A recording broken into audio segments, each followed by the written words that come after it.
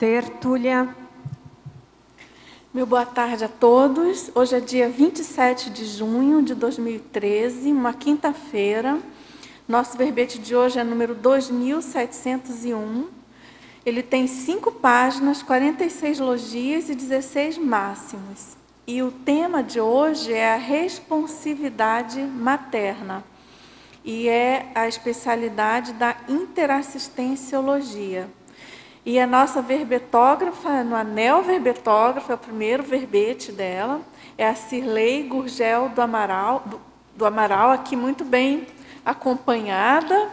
E então a Cirlei, ela é contadora, graduanda em psicologia, brasileira, natural de Porto Velho, Rondônia, voluntária da Conscienciologia desde agosto de 2008, docente em Conscienciologia desde abril de 2010 e tenepsista desde janeiro de 2012.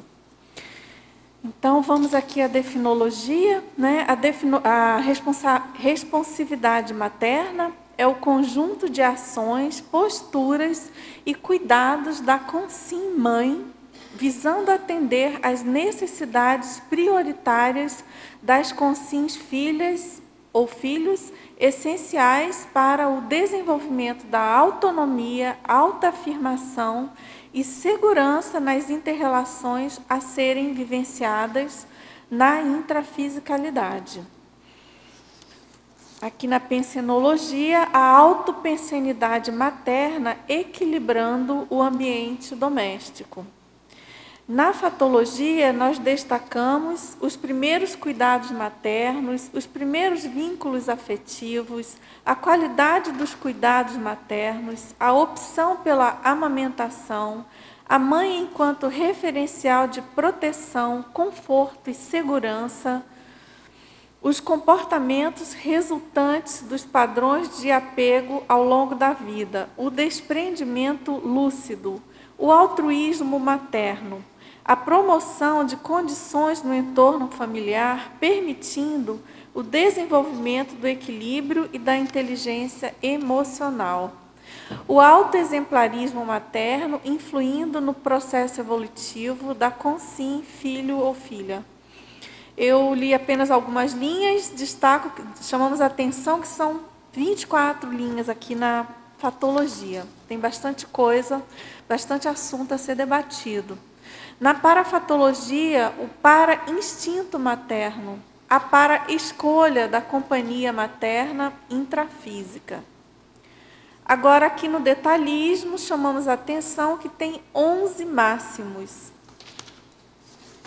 E na argumentologia, tem uma listagem relativa à segurança, né, na maternologia, com 11 exemplos de posturas capazes de serem manifestadas pelos filhos nessa condição.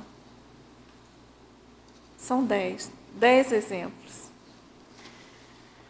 Bom, na remissiologia, nós temos então, dentre os 15 verbetes apresentados, nós destacamos aqui 5, o aconchego, o autossacrifício, banco de leite humano, a maternação e maternagem racional. Na frase enfática, nós temos que a responsividade materna é resultante de posturas discernidas capazes de influir na interação mãe-filho-socim, de maneira a contribuir na qualificação intraconsciencial de todos. E na questionologia, nós temos: você identifica em si ou nos familiares próximos comportamentos sadios resultantes de vínculos afetivos dos primeiros cuidados maternos? Quais proveitos evolutivos atribui a responsividade materna recebida? Na bibliografia específica, o verbete apresenta, então, 3 fontes bibliográficas. Bom, na mega-análise do João Paulo, temos vínculo, cuidado, suporte, empatia, educação, prontidão, dedicação, orientação, interrelação, devotamento, afetividade, parentalidade, convivialidade, ginopensenidade, maternologia, parapedagogia, intrafisicologia, grupo carmologia, interassistenciologia e psicossomatologia.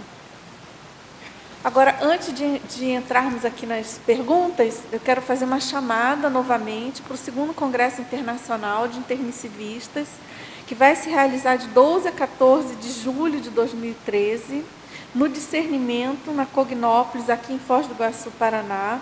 Esse convite ele é feito por todas as instituições conscienciocêntricas e ele tem por objetivo reunir os intermissivistas e promover o debate amplo sobre os vários aspectos relacionados ao curso intermissivo. A questão das ideias inatas, da programação existencial, da identidade e responsabilidade interassistencial de todos nós, e também a questão de retrocognições e demais temas ligados ao cumprimento da tarefa intrafísica aqui, programada no período intermissivo.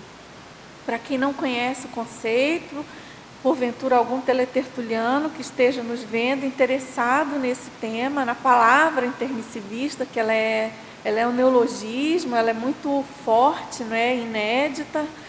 Então, foi proposta pelo professor Valdo Vieira. O intermissivista é o ex-aluno de curso intermissivo, autoconsciente quanto aos próprios compromissos e deveres evolutivos estabelecidos na Proexis e acordados durante as vivências no período antes da ressoma nessa vida humana. Se você tem mais interesse de fazer o teste para saber se você é intermissivista, você pode procurar no próprio site das tertúlias. À direita tem um teste para você saber se é intermissivista. Esse teste foi originalmente publicado no Tratado 700 Experimentos, da autoria do professor Valdo Vieira. Bom, se você quiser mais informações, para quem esteja interessado, inscrições e informações no CAEC, telefone 45 3525 2652 e caec@caec.org, e também nos sites da apexinternacional.org e caec.org.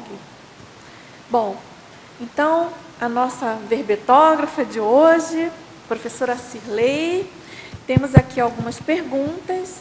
O teletertuliano pergunta na fatologia, na página 6, 3ª e 4ª linhas. Ele pede se você poderia falar mais sobre os comportamentos resultantes dos padrões de apego ao longo da vida. Boa tarde, então. Essa ideia do apego, ela vem originada exatamente do tema, da proposta de John Bowlby, que estudou a relação de apego das crianças com as mães. Ele foi, durante um tempo, trabalhou na OMS, Organização Mundial da Saúde, psiquiatra infantil. Então, ele observou alguns comportamentos das crianças que ele fazia tratamento, relacionado ao momento em que ela se distanciava da mãe. E, ao retornar, tinha alguns comportamentos de evitar ou de prontamente ir em direção da mãe.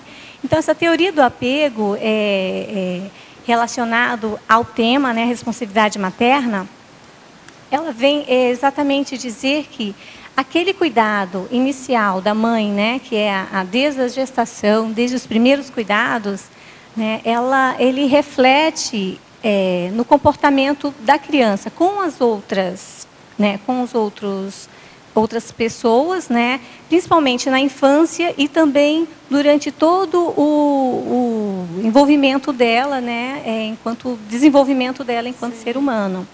Então, desde o início, ele começa a demonstrar esses padrões de comportamento, ou seja, de segurança ou de insegurança em relação à mãe, respondendo a esses primeiros cuidados que a mãe teve com ele. E isso vai resultando, então, ao longo da vida, se esse apego foi seguro, ele vai efetivar vínculos ao longo da vida, vínculos afetivos ao longo da vida dele. de uma forma mais positiva. Certo. Então, ele pergunta aqui, por que é tão difícil o desapego de muito do que hoje temos? Popularmente, o apego, a gente ouve muito falar, né? A pessoa é apegada apegada à mãe, apegada ao fulano, né? A família, né? Vem exatamente de uma relação em que a criança, né? Eu penso assim, a criança desenvolveu esse tipo de apego inseguro com a mãe, que é a primeira cuidadora, né? Ou aquele cuidador que estava mais próximo ali com a criança. Então, a partir dessa insegurança, né? Ele vai, na verdade, tendo esse tipo de apego com as outras coisas, né? Com as pessoas, o relacionamento dele. E também não vai conseguindo diferenciar o que é um apego de um vínculo afetivo, né? Que é uma coisa mais racional, mais madura de se relacionar com as coisas e com as pessoas também. Né? Bom, continuando o assunto, o teletertuliano coloca, então, como otimizar esse desprendimento lúcido? O que você acha? O que você sugere? Bom, na minha experiência, né, de educação com os meus filhos, né, principalmente relacionado a, já que então esse comportamento que eu vou levar ao longo da minha vida tem a ver com esses primeiros cuidados, né, é importante observar então, enquanto mãe, né, que tipo de educação, de cuidado, de vínculo que eu estou oferecendo para o filho, ou que, né, a gente fez, principalmente nos primeiros contatos, né?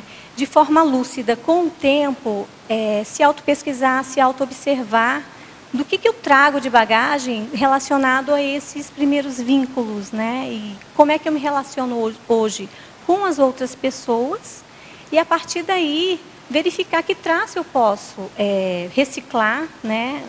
Porque vai trazer muito instrumento de pesquisa, né? Claro. Então, se eu vejo que eu não me relaciono de forma lúcida, o que é que está acontecendo? Então, serve de instrumento de pesquisa. Né? E se eu não me relaciono, o que eu posso, então, fazer para amadurecer, né? Para crescer nos relacionamentos? O que é que pega? É o meu comportamento, é o outro que reflete, né, no meu incômodo. Né? O que vem a ser a lucidez, a maturidade nos relacionamentos, né? Aí vale para cada um se observar, ou seja, se pesquisar em relação a isso. Essa lucidez no relacionamento que pode gerar um desprendimento lúcido, né?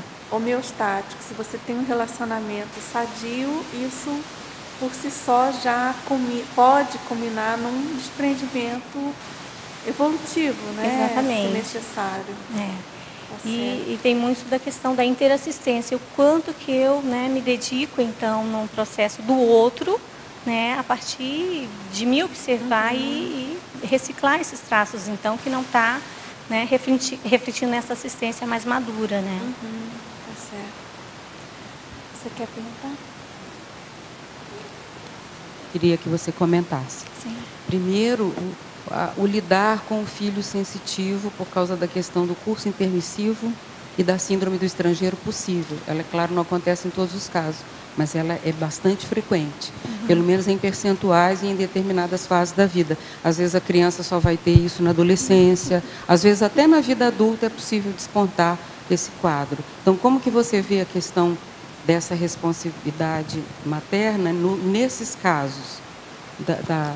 Do estranhamento da criança, menina ou menino, que chega aqui, é portador de um curso intermissivo, às vezes até avançado, mas não encontra um ambiente, um clima materno ou paterno mesmo, para poder expressar as suas dificuldades. Isso é muito comum, né? Porque, por exemplo, eu tinha alguns processos parapsíquicos na infância que foram reprimidos, né? E com o tempo, a gente recuperar esse traquejo é muito complicado, né? Na minha questão de maternidade, eu percebi assim, que eu não tinha o conhecimento ainda das questões da conscienciologia, mas eu trazia alguma coisa de consciencialidade, né? Principalmente a hora então, que eu me vi com duas consciências para, né, reeducar. Né? A mãe é o primeiro professor, né, do filho. e olhar com mais atenção, então, a esses aspectos, até chama atenção aqui, né? A forma como a gente identifica isso na criança, no filho, né? E valoriza e dá o melhor segmento para isso, sem poder reprimir, né? Sem poder né? Observar ao máximo assim que aquela criança já traz de talentos inatos, né? E valorizar isso da melhor forma possível. No meu caso, por exemplo, o Antônio Augusto, meu filho mais velho, né, desde criança já demonstrava uma habilidade com leitura, com números, com letras, aprendeu a escrever com 2 anos de idade, né? Então, a gente observou muito isso e procurou estimulá-lo da melhor forma possível, né? O Antônio Pedro, o outro filho também, né? A gente muito importante também observar as diferenças entre as consignas que você está recebendo ali como filho, né? E valorizar isso da melhor forma possível. E a questão do parapsiquismo é isso, poder proporcionar o máximo de outras habilidades, né? Estar mais atento na reeducação da consciência, né? Principalmente observando essas variáveis, né? A variável energética, a bioenergética. Eu vejo que faz uma diferença enorme na estrutura psíquica da criança e afetiva e tudo mais. No caso do parapsiquismo, uma mãe amorosa, mesmo que ela não conheça os detalhes da consciencialidade, da conscienciologia, toda a consciencialidade, na verdade, ela tem, porque ao transportar esse afeto para a criança e ver que ela é acolhida, independente dela ser diferente, porque o parapsíquico é tido como uma pessoa diferente, muitas vezes ele fica inadaptado por causa disso. Na hora que a mãe acolhe, ou o pai até, eu diria também, melhora bastante a situação, quer dizer, compensa muita coisa. E quando não há esse clima e há uma certa indiferença ou até uma incompreensão, a criança ou o adulto depois vai ter mais lacunas afetivas, né? Você concorda? Sim, né? E reflete, na verdade, em todos os vínculos afetivos, né? E todas as questões da vida, desenvolvimento da vida, né? Da evolução mesmo da consciência. E se responder da melhor forma possível, né? Logo nesses primeiros anos de vida, vai ter muito mais possibilidade de estar mais maduro, mais tranquilo nas questões pessoais, parapsíquicas, profissionais, né, afetivas. Eu vejo esse diferencial fica bem patente no histórico do próprio professor Valdo, né? O fato dele ter tido pais amorosos e compreensivos, mesmo com suas imensas dificuldades, cada um com as suas, porque é natural, mas esse fator da amorosidade, eu entendo que faz uma diferença assim basal para qualquer coisa. A mãe pode ser a mais simples possível, não importa. Não é. Afeto. E aí, no meu caso, né, tomando conhecimento de todas as potencialidades em que sair da maternidade para uma maternagem, né, uma questão mais racional de educar, né, é o que a gente até estava comentando hoje mais cedo, sair do pós-doutorado para o doutorado, né, pós-graduação para o doutorado, né, principalmente na questão de outros conhecimentos, de outras gestações, né, enquanto educador. Né. Cirlei, aqui na página 8, na maniologia, você coloca a correção das manias da criança. No mundo que a gente vive hoje, eu vejo lá minhas irmãs em volta com os filhos, e eu acho uma dificuldade porque tem acesso, com 2, 3 anos, tem acesso a qualquer tipo de informação. Né? Entra na casa sem pedir licença. Não sei se você estudou alguma coisa sobre o assunto, o que você tem a dizer sobre isso? Olha, na faculdade nós tivemos a oportunidade de trabalhar com um grupo de pais e grupo de crianças. E a gente observa assim, que aquela dificuldade que o pai traz, ou seja, de aprendizagem, dispersão, agressividade, na verdade, uma falta de habilidade dele de lidar com a situação e a educação da criança. Então, se olha que aquela mania até da tecnologia ele está desenvolvendo agora, né? E a dispersão também relacionada a esse processo da tecnologia que traz também. Então, falta muito ainda a habilidade dos próprios pais em conduzir a questão do limite, né, da própria educação mesmo ali, de impor regras, porque as crianças, elas estão nascendo hoje com... Outro dia eu vi no shopping uma cena que a mãe estava fazendo outra coisa e o celular, né, com um joguinho, com o bebê, mostrando para ele ficar bem distraído ali, não dá nenhuma atenção. Ocupar o tempo dele. Aí não tinha nenhum ano, eu estava no carrinho de bebê. Pois é. E ele vidrado. E fica vidrado. Ali. Eu sei porque eu tenho assim, amigas que têm filhos de 2, 3 anos já pedindo no iPad. Sim. E aí eles dão, porque... Sim. Não quer saber de página, é o que a Adriana está falando. Eu vejo assim, a geração de pais de hoje, ela ainda não tem assim uma identidade para lidar com esses processos, né, da atualidade, a tecnologia e tudo mais. E o pai e a mãe têm que trabalhar e passa a maior parte do tempo né, fora de casa e não sabe como lidar com isso e acaba supercompensando essa ausência, né, ou dando presentes, ou deixando, né, que a criança fique no computador, e não sabe negociar, não sabe negociar o tempo que ela tem que ficar ali, né, com aquele, ou seja na TV, ou no computador, no brinquedo eletrônico que goste, né, e com as outras coisas que realmente interessam ali para a educação dela na vida, uma medida mais coerente, para que possa, né, também nem ter, né, ser tão radical, ter o acesso.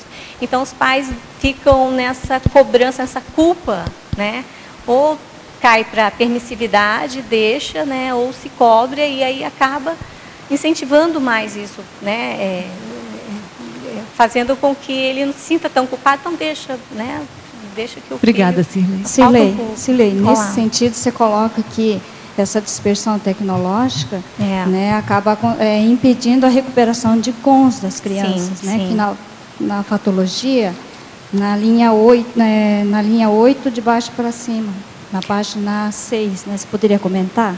É porque vem para a questão da dispersão, né, da dispersividade. Se ele, então, é tão interessante para a criança que ele, né, o jogo, a internet, e hoje a maioria das relações que eles fazem via, né, as redes sociais, e isso vai dispersando cada vez mais. Mantém a criança ocupada, né? Mantém ela ocupada do do ponto de vista que não vai dar trabalho para o pai ou para aquele cuidador que está ali com a criança, né? E tem essa questão da dispersão, porque tira completamente ela do foco. Sim. Agora, qual que seria a solução para isso? Eu vejo assim, que é o pai ter mais cuidado de verificar as habilidades que aquela criança tem. Né? E as que não tem também, porque ela pode muito bem desenvolver. Colocar numa aula de judô, numa aula de balé para criança, ou de repente uma atividade assim, intelectual. Em casa, por exemplo, nós oferecemos aula de música para as crianças. Então, eu vi que desenvolve bastante, né, tanto a intelectualidade, mexe com os 2 hemisférios cerebrais, né? Tem que decorar aquelas partituras e tudo, mas aí você tem que ver qual que é a apetência ali da criança, né? O que ela vai mais oferecer, coisas que não dispersem tanto, né? Tá. Você poderia comentar também na mitologia o mito da afetividade sem autoesforços? Parece que também tem relação, né, que você estava comentando antes. Exatamente. Vem todo esse processo dos pais, então, não querer, né, achar que a terceirização da educação é que vai estar suprindo ali, né, aquela ausência dele, porque ele também não tem um tempo. Mas o pouco tempo que ele tem, se dedicar, né, de uma forma assim, mais efetiva, né, acompanhar as tarefas, por exemplo, fazer um trabalho de preceptoria mesmo com a criança, acompanhar as tarefas, né, e isso a gente vê que é um esforço, é uma dedicação que nem todos os pais estão preparados para isso. Então, terceiriza a educação, contrata uma professora particular, né, alguns papéis que ele mesmo poderia estar desenvolvendo ali naquele processo, né? Então é muito mais cômodo, né? Sim, obrigada. Aqui, ó, Jussara. Na página 8, na paradoxologia, você podia falar um pouquinho? Paradoxo da domesticação mútua. Tem a ver assim que tanto a mãe quanto o filho, né, e todo o processo ali doméstico, né, de receber aquela consciência, existe um processo ali de aprendizagem, né, daquela, né, por exemplo, a mãe quando vai, né, ter o neném tem todo um processo de organização doméstica ali, né, e aquilo mexe não só ali com a mãe, mas com o pai, com toda a família, né. E esse processo de uma criança que vem e tem toda uma responsabilidade de educar, de dar os primeiros cuidados, ele vai, né, vai mexendo com todo mundo ali, né, vai tendo todo esse processo de organização, né, de tempo, de dedicação. Uma mãe se dedica pelo menos uns 10, 20 anos, né, ali com aquela criança, 2 décadas de dedicação, né, e por aí vai. Para começar, exatamente. Eu tive a oportunidade de me dedicar exclusivamente aos filhos por um bom tempo, né, e então há pouco tempo eu retomei os estudos, vim para o voluntariado e eu vi que esse processo de maternagem, né, de organização doméstica, almoço, né, escola das crianças, isso contribuiu muito para o meu próprio voluntariado dentro do, né, do IPC.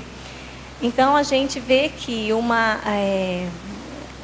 você organiza várias coisas ao mesmo tempo, né, a questão né, de poder diversidade das tarefas, né, poder organizar isso, e isso veio contribuir bastante no voluntariado, sabe? Então, e a questão também eu vejo, né, eu vejo assim comigo, o que eu aprendi, né, eu me reeduquei com filhos, né, questão que às vezes a gente não está olhando para determinados detalhes, e com o filho tem que estar fazendo isso, então a gente vai se reeducando.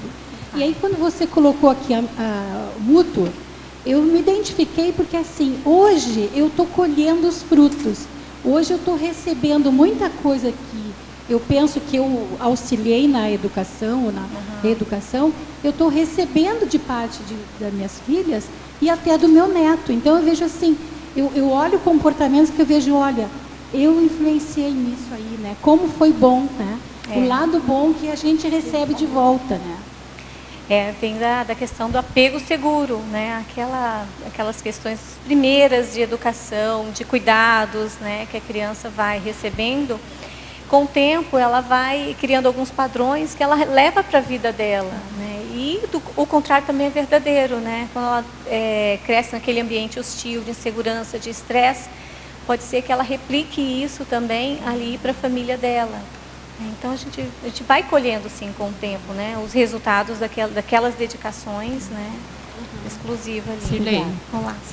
Aqui na página 7, na terceira linha, eu gostaria que você expandisse um pouco a melhor maneira de influir positivamente na mudança do temperamento do filho. Eu vejo aqui que é com o exemplarismo, né, a melhor maneira de influir positivamente na mudança do temperamento do filho. E a gente vê que o temperamento é um dos fatores mais complexos de se mudar na consciência. Mas desde o momento ali que você percebe o temperamento, né, da criança, já identifica os traços do temperamento dele, é importante observar de que forma você pode contribuir para ajudar nessa ampliação, nessa modificação. Então, tá mais atento. E com o exemplarismo também, né? Principalmente. O exemplarismo não está reforçando aquele traço que você percebe, né? Com alguns gestos, com alguns comportamentos ali da mãe. Né? Cirlei, aqui na página 7, dentro desse tema que você está comentando em limites, né? Que a gente deve colocar os filhos, tem um item que você coloca ali, os resultados limites aplicados de maneira coerente no estilo de educação francesa. Você pode comentar? Posso sim, Neida. Foi uma ideia que, inclusive, eu vou até falar desse detalhe que a própria Neida, né, que me acompanhou aqui no verbete, ela me mandou esse link. E, ao mesmo tempo, eu estava vendo esse livro, né, que é Crianças Francesas Não Fazem Manha, que é da Pamela Druckerman. Eu até falei para ela. Aí eu falei para ela, nossa, que sincronicidade, né? E foi no mesmo dia. Aí eu falei para ela.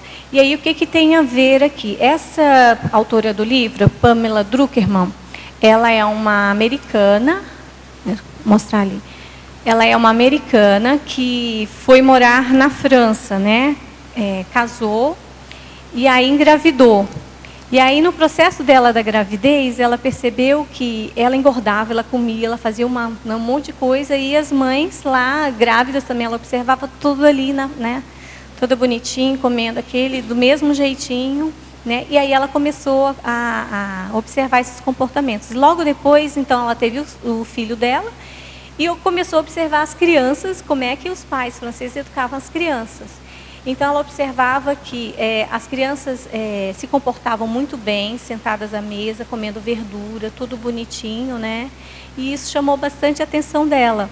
E aí ela foi verificar o que é, né? O que os pais fazem, como é que eles impõem o limite. A gente sabe, assim, que a França tem todo um processo de influência pessimista, né? Tem uma coisa, assim, bem complexa, mas... ela começou a comparar, então, essa educação francesa com a americana. Principalmente que as crianças americanas, né, a gente percebe assim, que é bem complicado, os pais permissivos, sem limites, os pais não sabem o que fazer com elas. E aí ela observou que não, mesmo, né, as crianças tendo aqueles comportamentos, os pais também tinham um amor, um afeto com aquela criança. Né? E ela foi pesquisar, então, para ver o que estava acontecendo. E ela verificou o seguinte, que a imposição de limites dos pais franceses, ela é desde que a criança é ali bebê, 4 meses.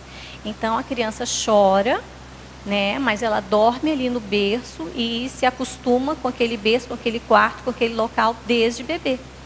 Ela está ali desde bebê e ali fica. E, em parte da alimentação também, regrada, e sempre na hora certa, né, as 4 refeições diárias, sempre, né, daquele jeito. E aí ela teve esse interesse, fez o livro e observou outro detalhe também em relação ao TDAH, né, comparando com as crianças americanas, que uma média de 9% das crianças são diagnosticadas e são medicadas, enquanto que as francesas, elas são apenas 0,5, né, recebe o medicamento lá do TDAH. E o francês também, ele não usa o DSM, ele usa uma classificação lá deles própria, que é renovado. Então, não tem aquela cultura de patologizar, né, a criança, nem de medicar. E observam também que a questão do TDAH não é um processo biológico, né, ali, não é um processo cerebral, não é, mas também mesológico ali, de todo um processo de educação. Então, vem bem sobre isso. Né? Eu faria uma parte aqui sobre a educação francesa, Sim, que senão a gente certeza. fica pensando que é um modelo internacional. Não é modelo, gente. Não é. Até outro dia, eu pensava, eu morei 5 anos lá, eles praticamente trancam as crianças no armário durante todo o período escolar, você não vê. Então, as crianças... Outra coisa, é tratado como adulto, mas de uma maneira que não é positiva, porque fala com o bebê como se fosse um adulto. Então, o tempo todo essa relação é assim, quer dizer, nunca se acomoda a condição do nível em que a criança se encontra. Isso exige muito das crianças. Por isso, lá a gente observa assim, Cília, pelo menos na minha experiência. A minha filha fez lá todo o primário. Até a adolescência, a pessoa é normal, ela faz tudo até com bastante infantilidade. E depois, quando ela entra no segundo ciclo, ela vira adulto de uma hora para outra, fica um senhor, parece de terno, umas coisas assim, bem... É tudo muito marcado, é tudo muito cortado, não permite o que a gente tem aqui, a espontaneidade do jovem, depois da pessoa de 30 anos, na faixa de 40, lá parece que tem uma coisa assim muito delimitada, e essa formatação também não é benéfica. Eu acompanhei a minha família francesa com os 2 filhos, um deles aqui era meu companheiro, e a gente observa que é uma forma de educação que nem sempre também vai ajudar, porque passa diretamente da liberdade para a repressão. A liberdade de expressão vai até uma idade. Depois dali, não é mais permitido a pessoa se apresentar com o mesmo temperamento. Então, ela acaba camuflando aspectos da personalidade que trazem problemas mais tarde, né? Eles são outra coisa. Às vezes é capaz de não se deixar o cachorro cuidar do cachorro, mas a criança e o carrinho ficam do lado de fora. Já vi isso muitas vezes. Tem esse mito francês. Você entendeu? O cachorro entra onde o cachorro vai, a criança não vai. Então, até no restaurante, os restaurantes que liberam para que o cachorro fique lá do lado. Então, há uma inversão de valores nesse sentido também, que cria certa... Há de se considerar. Por exemplo, nunca me perguntaram qual era a idade da minha filha, o que ela gostava, mas quando eu tive o cachorro, todos me paravam e perguntavam o que ele come, ele dorme bem. Eu comecei a achar tudo muito estranho a partir daí, porque há uma inversão absoluta de valores. Então, existe esse detalhe, porque no cachorro você manda, deita, come, faz isso, faz aquilo. E com a criança nem sempre dá certo, né? Ela fala assim, para amenizar esses aspectos franceses, né, ela introduz bastante livros, literatura, né, histórias ali americanas, assim, para amenizar um pouco isso, né? Enfim, Mas ela tem em busca do caminho do meio, né? Quem sabe no meio. Malu, eu só queria fazer um contraponto. Dulce. Eu só queria fazer um contraponto porque me chamou a atenção que eu vi uma reportagem que eu mandei para ela, que assim, ó, não é fazer apologia pelo processo de educação francesa, mas é porque falavam assim, ó, que os americanos, eles medicam a criança para não ter aquele comportamento hiperativo, fica quietinho, então, também não trata como criança, mas da medicação. Lobotomia química. Isso, e aqui a educação francesa é diferente, pelo menos que nesse ponto, né, não medica. Trata, dá limites para a criança até que, se precisar, né, se for constatado que ela tem TDAH, aí seria o caso, né, mas é mínimo, a taxa é mínima. E o percentual de criança que usa a Ritalina, que é aquela medicação bem comum, é altíssimo nos americanos. Então, nesse contexto que a gente colocou essa... Entendi, certo. Bom, a verbetógrafa, na 10ª linha da fatologia, ele pergunta por que ocorre hoje a terceirização da educação e até a terceirização dos cuidados feitos pelos avós e não pelos pais. É a questão da vida moderna, né? O pai tem que trabalhar, a mãe também, né? Tem todo esse processo aí, né? Social, né? Econômico da família. E aí vem também a cobrança, assim que o casal, né, se junta, casa e tudo, né, de ter os filhos. Ainda se vive muito, né, o processo da maternidade na sociedade. E essa terceirização é exatamente também para suprir, né, vem esse tempo que os pais não podem dedicar ali à criança, então vai se terceirizando, né, vai se colocando, delegando a educação que ele poderia, né, dar. Claro que tem a educação formal que a criança precisa passar. Mas em alguns aspectos que o pai poderia, né, tirar do tempo dele para acompanhar, né, ele acaba, né, e isso é uma forma de dar amor também, ver que o pai está ali querendo, né, se preocupando com a educação do filho também, né. Agora ele pergunta também na parafatologia, na página 7, 2ª linha. Como funciona esse para-instinto materno? Já vem como ideia inata nas mulheres? O para-instinto, bom, a mulher é muito mais sensível que o homem, né? E em relação ao filho, principalmente quando é o primeiro filho, a gente não sabe para onde vai, o que vai ter, como é que não existe ali um manual de instrução, né? Então, vem completamente, né, de uma forma assim, até coloquei aqui o revivalismo materno, né, ou de outras coisas que você já tem, já é inato seu, né, mas o instinto fala muito mais alto. E relacionado a outras questões, né, o para-instinto também vai falar mais alto, né, de proteger, de organizar ali, principalmente o ambiente doméstico, de blindagens energéticas, né, de cuidados maiores, tem que, né, sobrepor ao instinto materno. Então, eu vi que ali em mitologia você não colocou o mito do amor materno. Eu não sei se deve conhecer a autora da Elizabeth Badinter, que ela fala exatamente sobre isso, que o amor materno é um mito. É mais ou menos o que o teletertuliano perguntou, não é? A gente sempre acha que isso é uma coisa óbvia, né? Que se teve o filho tem que amar incondicionalmente até antes do parto. E aí vem toda essa cobrança mesmo. Casou, tem que ter filho, e a gente vê que a maioria dos problemas que as crianças apresentam, né, de aprendizagem, comportamento, agressividade, é exatamente da falta de habilidade, né, dos pais. A cultura, a sociedade incentiva muito, por exemplo, a própria indústria da maternidade que eu coloquei aqui. Não, tem que ter filho, tem que ter todo aquele enxoval, todo aquele processo, né, mas também relega a questão de como é que a mãe vai fazer com o filho, né? O que acontece depois que o filho nasce? Mesma coisa, o que acontece depois que o casamento, né, se efetiva? Então, tem toda uma indústria por trás disso e aquela idealização, né? Quase uma pressão social, né? Sim. Por este amor incondicional. É lógico que ele é uma construção a dois, né? É uma construção familiar esse amor. E a gente, aos poucos, vai chegando lá. Mas ele não, pelo menos também, no meu ponto de vista, ele não é instantâneo. Ele tem que ser construído, como você colocou ali, com muito alto esforço. Muito alto esforço. Uma condição também que eu vejo nesse aspecto é que a maioria dos processos de maternidade vem para a reconciliação. Não vem porque está tudo lindo, maravilhoso, que as pessoas se dão muito bem. Então, é uma continuidade do amor. É uma coisa bem diferente, pelo menos no meu ponto de vista, dentro de um realismo maior parapsíquico, extrafísico, multiexistencial, eu vejo que são batalhas, verdadeiras batalhas.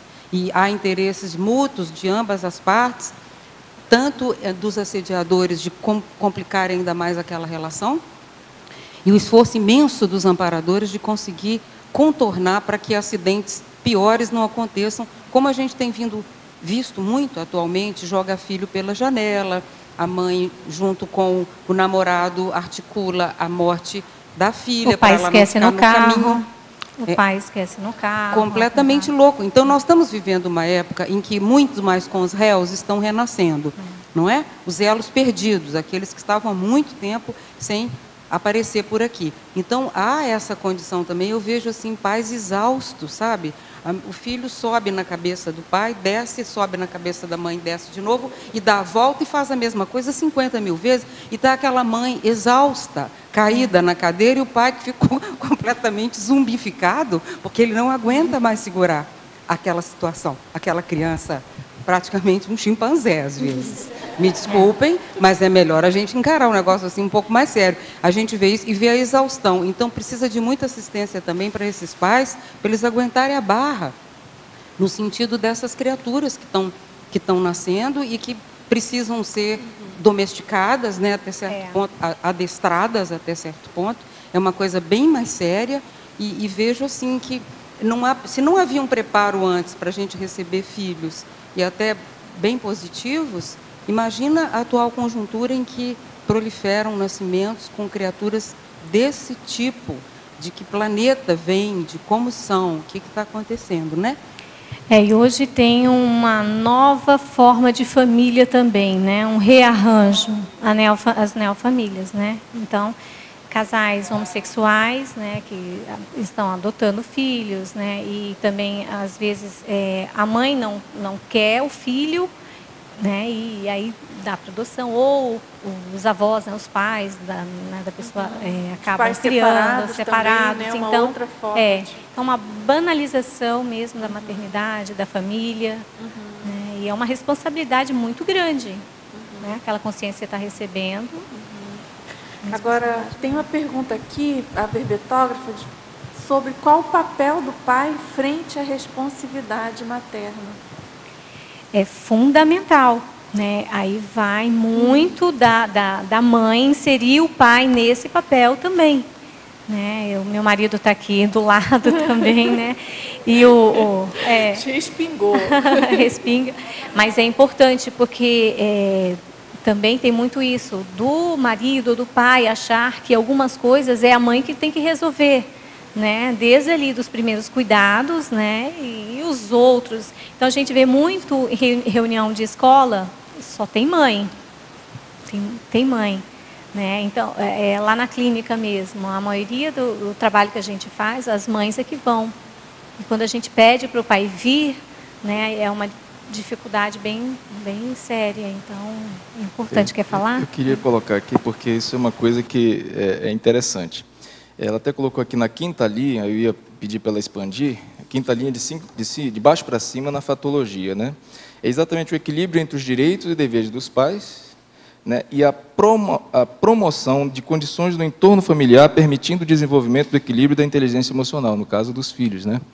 Então, o que eu vejo isso que ela está falando, tem a ver também com essa banalização que está sendo discutida aqui. Eu me lembro que ela trabalhava, e quando foi para ela, ficou grávida do Augusto, que nós casamos e tal, nós entramos num acordo. E isso, até certo ponto, na sociedade moderna, isso é até estimulado e exigido da figura paterna, né, do provimento e tal. E com o feminismo, com o desenvolvimento do feminismo de 60 e tantos para cá, e a inclusão da mulher no mercado de trabalho, esse desenvolvimento, essa progressão, né, da mulher, de uma maneira que ela era só mãe, e ela passou a ter assim, um status mais que igualitário com relação ao homem no mercado de trabalho e tudo mais, a maternidade foi sendo relegada a um segundo plano, mas, ao mesmo tempo, muito cobrada ainda da sociedade. Mas o pai ficou num papel ainda de provedor. Então, a sociedade ela exige muito isso do homem. Né? Só que as duas coisas, a maternagem e a constituição da família e essas condições, essas promoções das condições do entorno familiar, para que haja o desenvolvimento equilibrado emocional da criança, elas são tanto quanto incompatíveis nesse ritmo moderno que nós vivemos hoje. Então, a mulher ela quer trabalhar fora, ela quer ganhar a mesma coisa que o homem, ela quer fazer doutorado, quer estudar, quer isso, quer aquilo, e ela quer ser mãe ao mesmo tempo. Só que ela vai ser mãe, mas ela não vai praticar a maternagem em alto nível. Né? Então, nós entramos num acordo. Assim, eu estava começando a minha carreira profissional e disse, olha, eu venho de uma família que ela era patriarcal. Eu digo, olha, você tem que cuidar, nós vamos ter que cuidar dos nossos filhos, porque eu não quero babar cuidando deles. Né? Lembra que nós tivemos essa conversa? Eu disse, eu vou me virar, mas assim, nós temos que dar o melhor para os nossos filhos. E o melhor, até eles terem condição de ter algum entendimento, a gente ter pelo menos você orientando dentro de casa e tal. Alguém tem que sair para ganhar dinheiro e alguém tem que cuidar, fazer a maternagem. Quem estava tendo neném era ela. Né? Isso pode ter sido até uma atitude machista, a princípio, mas a minha ideia não foi essa, de me eximir foi exatamente de dar as condições para criar um entorno familiar que estivesse em suporte, porque uma coisa que eu sempre questionei foi 2 meses de idade, o neném vai para a creche. Isso eu acho péssimo isso daí. Então, as feministas que defendem isso, me desculpem, mas eu acho que isso vem exatamente de encontro a essa maternagem, né? Então, a gente sempre procurou realmente criar essas condições, né? E eu acho que isso é dever do pai, nesse contexto.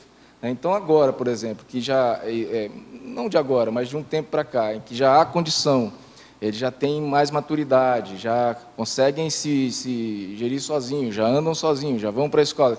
Então, ela pode se liberar mais então, ela me deu um apoio num sentido e a gente está tendo que ter a retribuição agora.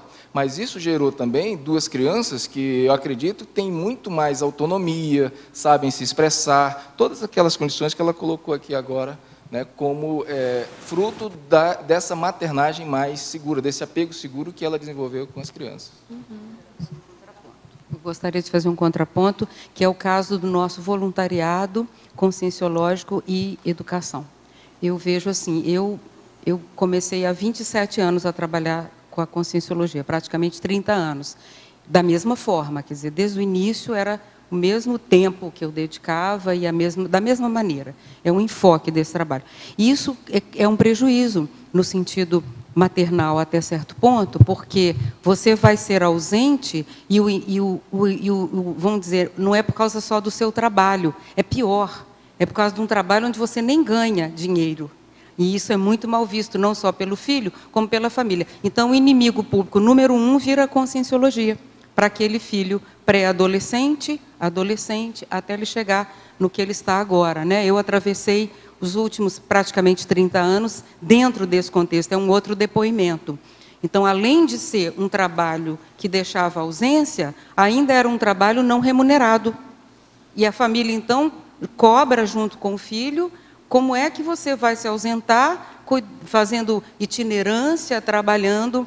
E eu te digo que também vale a pena o investimento, para que mães que estão vivendo essa situação não tomem isso como um problema. Por quê?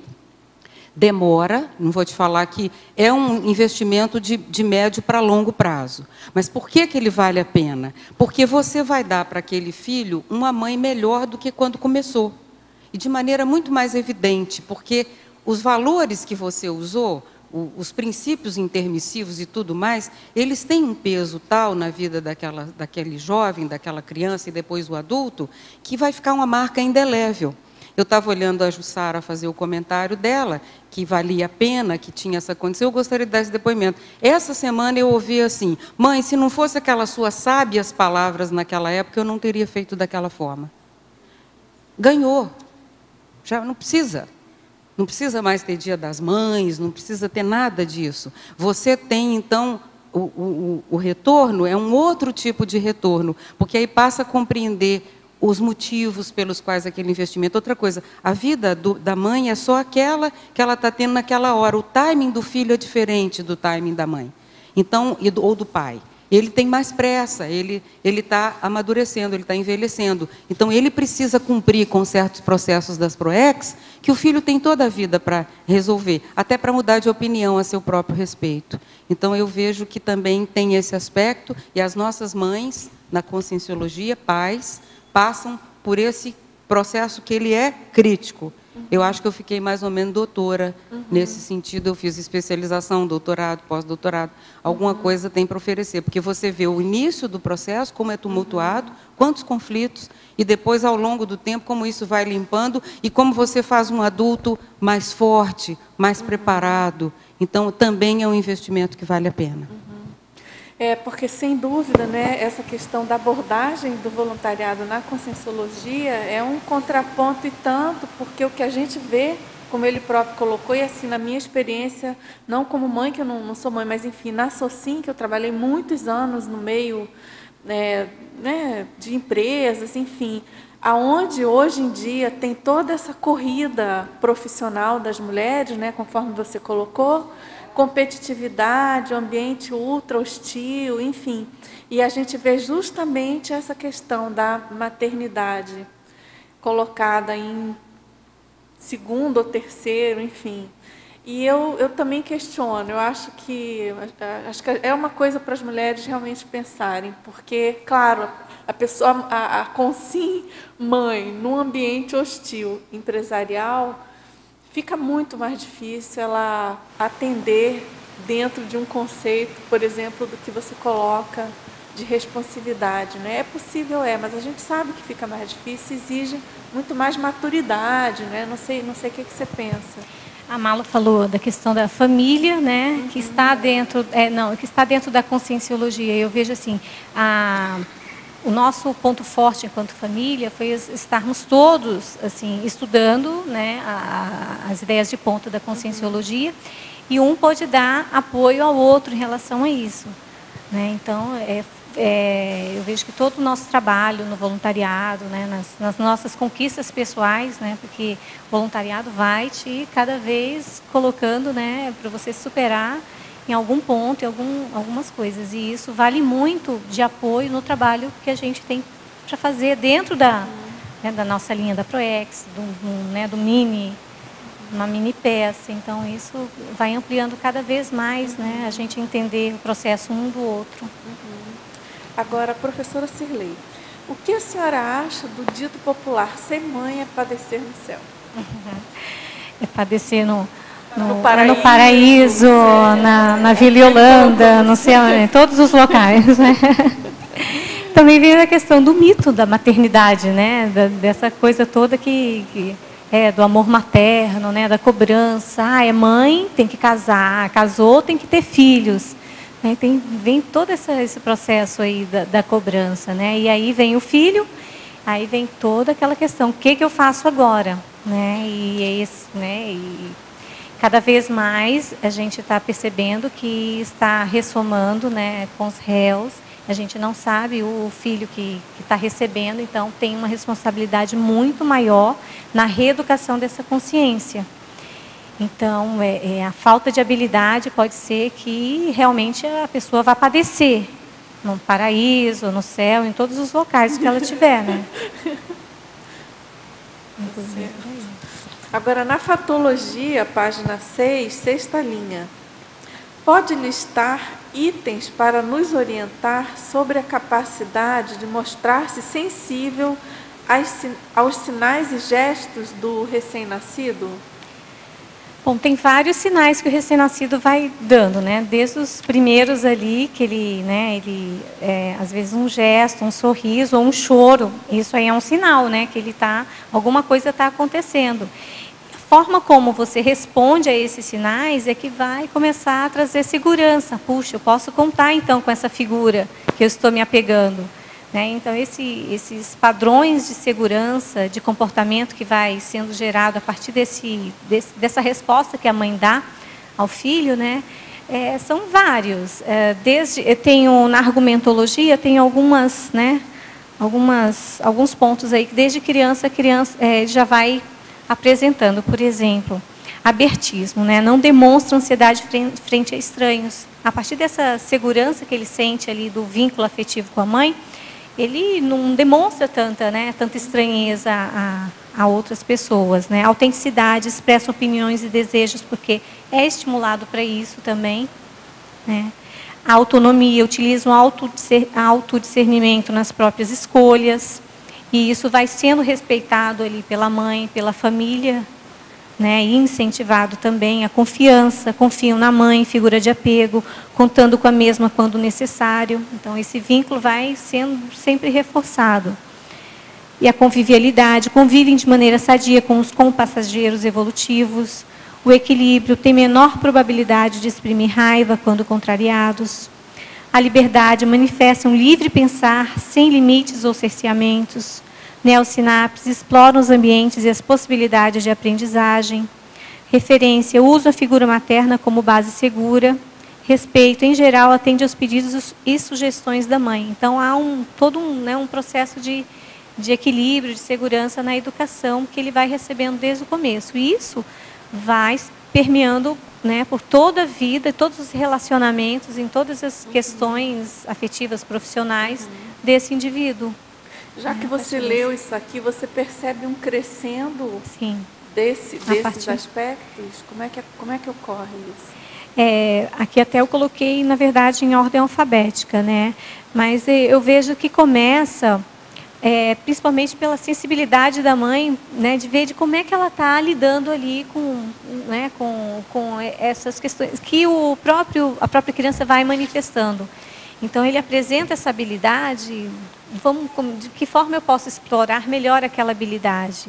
E incentivar essa habilidade também, para que ele tenha mais autonomia, mais autoconfiança, né? E isso aí vai cada vez mesmo repercutindo na vida dele. E também repercute muito na relação mãe e filho, né? É muito mais que uma coisa de autoridade, mas de companheirismo, de liberdade, né, de expressão. Hoje, muitas das minhas dúvidas e questões eu debato com o Antônio Augusto, com o Antônio Pedro, né, a gente troca muita, né, de igual para igual. Eu vejo que eles, né, a gente deu abertismo para o diálogo e para o desenvolvimento da própria criticidade deles. Então, isso só agrega, né, no grupo. Agora, na estrangeirismologia, página 6, ele pergunta: por que muitos pais atuais necessitam demais da Supernanny? Porque Supernanny, e é muito bom. O programa da Supernanny é muito bom, né? Mas a Supernanny, a babá também, né? Deixa cada vez mais ali. Os pais não sabem o que fazer com as crianças, né? Então, exatamente aquela falta de habilidade de lidar com o processo da agressividade, da falta de educação que eles não estão conseguindo colocar ali naquele ambiente, né? pedem socorro, vão para o programa de televisão, ou pedem uma personal babá ali, e aí onde é que a gente está errando, né? E a gente debateu, a gente fez um grupo de pais, e que vieram assim, com todas essas questões mesmo, de agressividade, de falta de aprendizado, né, várias questões que estavam vivenciando dentro de casa. E aí nós desenvolvemos alguns itens, né, e também tem um livro que fala, e a gente adaptou para o apoio, o nome dele é suporte, mas como é que eu posso ajudar meu filho? Então tem algumas questões que eles nem estão pensando, né, e que começam a inserir ali no ambiente doméstico. Por exemplo, um simples fato de você organizar a agenda do filho, né, e a agenda da família também. Então, se o pai reclama que o filho não ajuda em nada em casa, então vamos organizar essa agenda do filho para ver no que ele pode, então, se inserir nas tarefas domésticas, dar essa responsabilidade. E, às vezes, o pai, só de colocar aquilo no papel, e a agenda da própria família, e estabelecer as regras. Não, esse horário eu sei que você vai estar fazendo um curso, está tudo certo, mas esse horário que você está livre, o que você está fazendo e o que você pode ajudar aqui nas tarefas domésticas. E eles começam a estabelecer isso, e acordo. E o que ele pode também fazer para o filho ter sucesso, né? De que forma que ele pode apoiar? E ele já está tão estressado com aquele comportamento do filho e não percebe nas coisas, assim, pequenas coisas que ele pode fazer de positivo.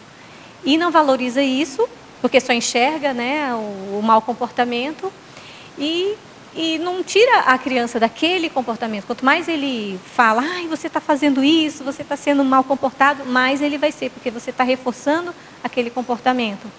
E aí eles veem, como é que eu faço para extinguir, como é que eu, e a gente começa com isso. Então, valoriza as pequenas coisas, começa a elogiar mais o teu filho, nos pequenos gestos.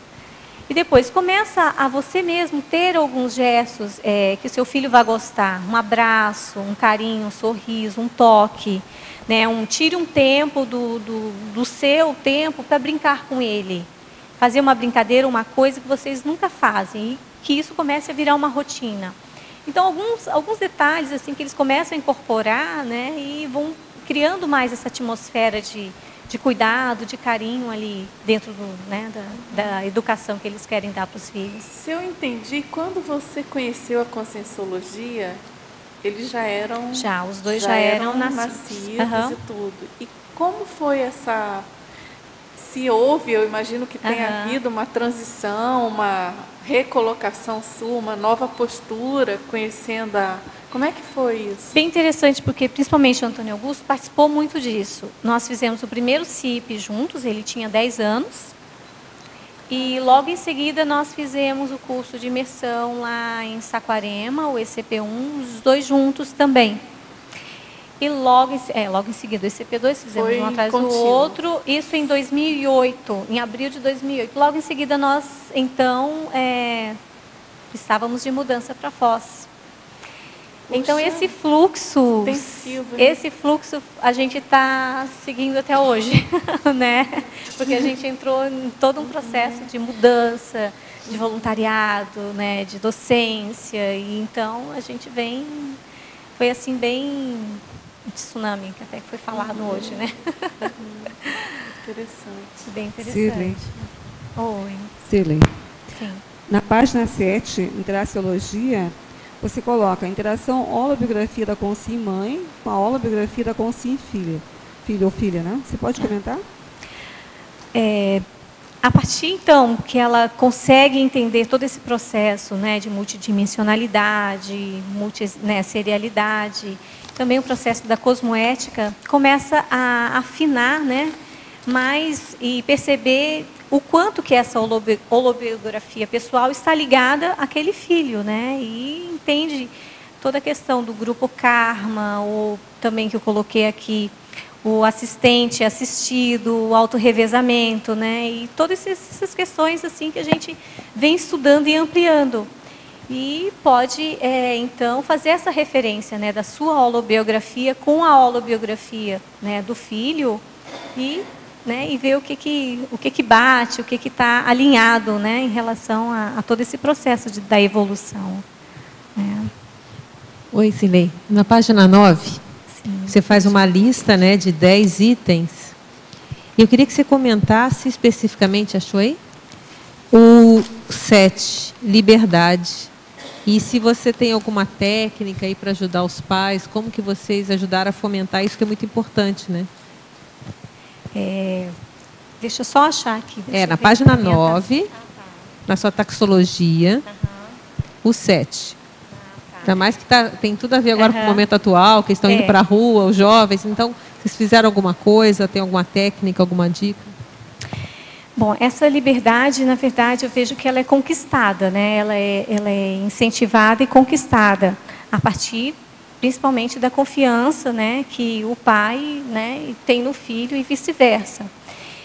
Relacionando todo com esse processo de mudança, né, e de reivindicações que os jovens estão, né, na rua, a gente percebe assim que tem alguns discursos que a gente vê que é bem fundamentado, que ele realmente está antenado e querendo mudança e está, né, promovendo essa mudança. A gente observa que outros jovens estão indo na mesma, estão na onda, né, estão indo na linha, mas estão na onda, né, e outros que vão realmente para barbarizar, chamar atenção, né. E eu vejo que a questão da liberdade ela é construída, né, tem todo um processo ali da educação, né, de você sentir, de fomentar a autonomia daquele indivíduo que está com você, para que ele realmente veja o que ele está reivindicando, né? O processo mais crítico que ele está buscando e racionalizando sobre aquilo que ele está.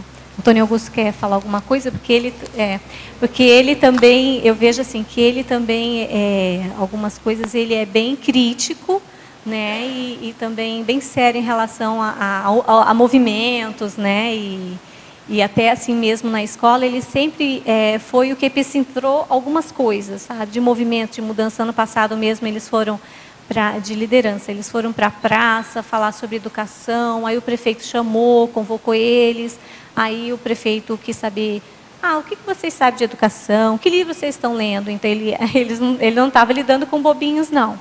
E os meninos sabiam o que estavam falando, protestando, reivindicando. Tudo certo. Eu queria só dar uma contribuição com relação a isso. Essa questão da construção, eu acho que é uma liberdade vigiada, né?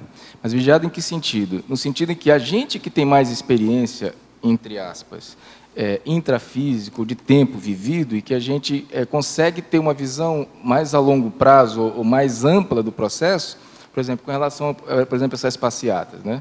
Ele tem toda a liberdade, se ele quiser ir para a passeata e tal. Só que a gente estimula ele ver a crítica do que ele vai fazer lá, né? E pensamento crítico, né? Para ele saber o que ele está fazendo lá e se aquilo realmente vai ter uma contribuição. Se o fato dele estar lá vai contribuir realmente para alguma coisa, se aquilo ali vai ser mais uma exposição que ele vai estar se colocando, né? Dentro de um contexto em que, de repente, ele poderia atuar em um nível um pouco mais elevado, né? É diferente. Um exemplo desse final de semana passado. Ia ter o ECP1, o mais novo lá, o Pedro, demonstrou interesse de fazer o ECP1. Ele não chegou, né? Está ali ele. Né? E aí iam mais outros colegas, colega lá da turma dele, o Caio e tal, alguns colegas do colégio, e ele estava animado, até porque iriam os colegas do colégio. Ele está na fase realmente da socialização ali, de formar grupo e tal. E aí, de última hora, o Caio parece que não ia, que é o colega, filho da Jaqueline, que é o colega que ele tem mais contato e tal. E aquilo deu uma desestimulada nele, né? Eu deixei ele com a liberdade dele querer ir ou não. A gente não vai impor como nunca impôs. Mas cheguei e conversei com ele sabe disso, achei uma conversa na cozinha de olha, o ECP1 é isso, aquilo outro, o curso se propõe a você fazer uma reciclagem, a você, como se fosse um processo de dessoma, que você sai domingo lá com novas diretrizes para a sua ProEx e tal, então você vai acessar seu curso termo civil, expliquei para ele. E ele voluntariamente refletiu sobre aquilo ali e decidiu ir mesmo sem um colega. E o interessante é que até os colegas depois foram lá, deu tudo certo, acabou indo todo mundo, né? Mas eu acho que isso é que é o principal da geração dessa liberdade, você fazer eles pensarem. Ele tem toda a liberdade de passar as horas que ele quiser no computador, mas eu já falei para ele que isso aí é uma coisa que ele vai ter que ele dosar, entendeu? Porque chega um momento em que aquilo não é mais a dispersão. Então, ele está vendo nas notas dele que, de repente, as notas estão começando a não ficar tão boas quanto ele poderia, porque ele tem maior capacidade disso, né? Mas eu não vou lá desligar o computador dele. Entendeu? E por quê? A idade, você vai adequando de acordo com a... Né? Mais novo, eu até faria e fiz. Em alguns momentos, não, você não vai. Aí, então, é o pai e a mãe que tem que gerar essa liberdade, né? Mas com o desenvolvimento, isso aí fica uma coisa que você vai começando a negociar e o filho vai demonstrando a capacidade. E nenhum dos dois, até hoje, nunca teve nenhum problema mais sério, porque eles estão em desenvolvimento, eles desenvolveram já o pensamento crítico e a liberdade eles vão conquistando com relação, quanto mais eles pensarem. Sirley. Oi, aqui, ó. Eu tenho uma casuística que vem bem a cair bem sobre esse tema, que é uma família brasileira que foi morar nos Estados Unidos há alguns anos, vão fazer toda a mudança e estão vindo de volta porque eles não estão conseguindo controlar, digamos assim, os filhos lá, né, pelo sistema, pelo entorno, né, que a gente sabe, os americanos. Eu queria que você falasse um pouquinho nessa situação da formação da responsividade, se ela é intraconsciencial ou as influências que a mãe sofre do meio ou da cultura, né, em relação a mudar, porque eles estão lá, estão se achando incapazes agora de manter a educação. Então, vão voltar para o Brasil, porque aqui eles acham que é mais fácil, né? Então, assim, a questão da cultura, ou das famílias amigas, às vezes, que influenciam. Você podia falar um pouquinho mais sobre isso? O importante, eu vejo assim, que esses pais, eles realmente têm que buscar uma ajuda, né? Ou seja, com amigos, ou seja, com um profissional, se isso foge, né, das mãos dele, do controle deles. Mas o que a gente observa é que alguns pais, eles acabam repetindo aquilo que, na verdade, eles não tiveram. Ou se tiveram um ambiente muito repressor, né, uma educação autoritária, eles acabam repetindo essa agressividade com os filhos. Ou também eu vejo assim, se tiveram um ambiente tão repressor, eu já ouvi isso, né, de alguns pais. Eu não quero tratar os meus filhos como eu fui tratado, né? Então passou daquela coisa assim de muita repressão para zero repressão, né? O meio termo, a inserção do limite, né? Ou a questão de dizer não, né? Que é uma arte dizer não, né? Acaba sendo incorporado por esses novos pais, assim como, não, eu quero dar liberdade para o filho, né, e não ser tratado como eu fui tratado. E aí vem um processo assim desses novos pais não terem uma identidade de pai, né, e não saber como impor os limites aos filhos. E aí acaba fugindo, né, fugindo do controle mesmo, né. A minha geração é mais ou menos essa assim. Meus pais, ou pessoas assim da idade dele, criaram os filhos com muita repressão, porque não tinha questão de... Não sabiam educar, então não pode fazer, era a maneira que eles conheciam, né? A minha geração já veio assim, eu não quero passar para minhas filhas a maneira, né? Então ficou assim, meio perdida. Né? Então, assim, era o não, mas o não daqui a pouco já passava para o sim, e assim foi. A gente foi aprendendo, né? Agora, eu já noto, na geração da minha filha, ela sabe educar muito mais filho do que eu soube. E eu digo, olha, qual é o exemplo que ela teve, né? Eu dizendo não, e às vezes sim, às vezes, sabe, assim, meio... Ela sabe dizer eu não, e ela argumenta aquilo, e eu estou aprendendo muito com ela nesse sentido, da onde ela... Como que ela sabe fazer isso? Já é mais segura, né? Vai dizer não, sabe por que diz o não, e manter. Tem o curso, mas também tem a tua própria aprendizagem, porque a avó, ela é diferente assim, em lidar com o neto, né? E tem um pouco, sim, do que você passou para ela, né? Acaba tendo, sim, que ela incorporou, e tem todo um processo também de distância, ela fica muito mais, né, preocupada com ele, né? Mas na questão dos pais, a criança fica perdida a hora que o pai não sabe, né? Ou se diz não, depois desmente. Ou um fala uma coisa, o outro vem e desmente também.